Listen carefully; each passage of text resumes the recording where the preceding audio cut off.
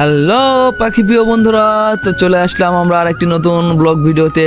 আজকে দেখাবো আপনাদের, এর আগে একটি ঘুঘু পাখির আপডেট দিয়েছিলাম, তো সেই ঘুঘু পাখি ডিমে তা দিচ্ছিল, তো সেখান থেকে এখন দেখাবো ঘুঘু পাখিটা এই আপনার 15 থেকে 16 দিন পর কি করে তারা তা দিয়ে বাচ্চাগুলো উঠছে।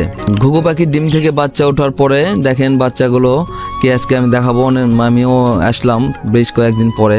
আমি প্রতিদিনই খোঁজখবর নিই, তবে ভিডিও করি না, কারণ ঘুঘু পাখি যখন থাকে না সেই টাইমটাতে আমি ভিডিও করতে পারি। কারণ যদি আমি একবার তাদের বাসার ওখানে যাই তো মা ঘুঘু পাখিটা হয়তো ভয় পাবে বা সে অনিরাপদ মনে করবে, এই জন্য আমি সবসময় যাই না। তো আমি খেয়াল রাখি যে কখন ঘুঘু পাখিটা থাকে না বা কখন খাবার আনতে যায়, আমি সেই সময়টাতে আমি যে ভিডিওটা করছি। আমি কালকে একটু করছিলাম ভিডিও, আর আজকে একটু ভিডিও করছি। তো এই ভিডিওটা আমি সকালে এবং দুপুরবেলা দুই সময়টা মিলিয়ে করছিলাম, যখন ঘুঘু পাখিটা ছিল না। তো আজকে দেখাবো সেই ছোট ছোট ঘুঘু পাখির বাচ্চাগুলো, মানে একদম খুব ছোট ছোট কোমলমতি বাচ্চাগুলোকে দেখতে কতটা কিউট লাগছে। তো আপনারা দেখতে পাবেন বা দেখতে পাচ্ছেন, এই যে দেখেন ঘুঘু পাখির বাচ্চাগুলো কতটা হেলদি এবং কতটা কিউট হয়েছে।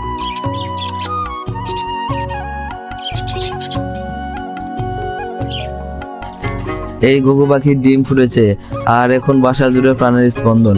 এই ছোট্ট ঘুঘু বাচ্চাগুলোর জন্য শুরু হলো জীবনের প্রথম অধ্যায়।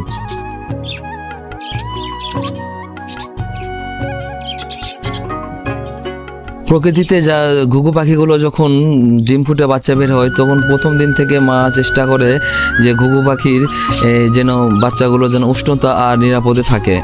এখনো উঠতে না পারলেও বাচ্চাগুলো তাদের প্রথম নড়াচড়া শুরু করেছে। ডানা ঝাপটানোর মাধ্যমে তারা নিজেদের নতুন জগৎ সম্পর্কে জানতে শুরু করেছে। দেখুন বাচ্চাগুলোর চোখ ফুটে গেছে, সূর্যের আলোয় বাচ্চাগুলোর গায়ে উষ্ণতা ছড়িয়ে পড়েছে। তাদের ছোট্ট চোখগুলো ধীরে ধীরে পৃথিবীর আলো দেখতে অভ্যস্ত হচ্ছে। প্রতিটি নতুন জীবন একটি আশার প্রতীক। এই ছোট্ট ঘুঘু বাচ্চারা শিখিয়ে দেয় ভালোবাসা আর যত্নের মাধ্যমে পৃথিবীকে আরো সুন্দর করা যায়।